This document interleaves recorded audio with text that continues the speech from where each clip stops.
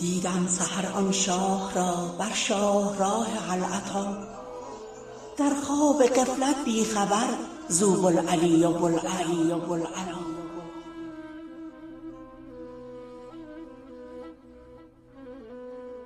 زان می که در سر داشتم من ساغری برداشتم، در پیش او می داشتم گفتم که ای شاه افضل.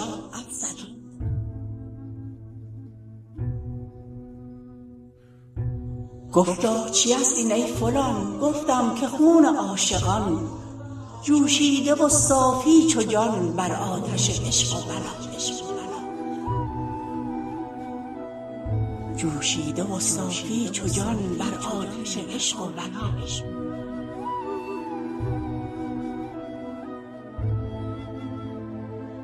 گفتا چو تو نوشیده ای در دیگ جان جوشیده ای، از جان و دل نوشش کنم ای باغ اسرار خدا.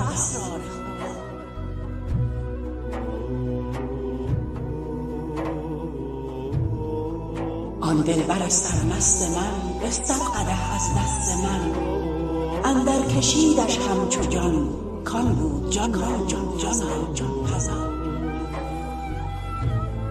کان بود جان را جان پزا.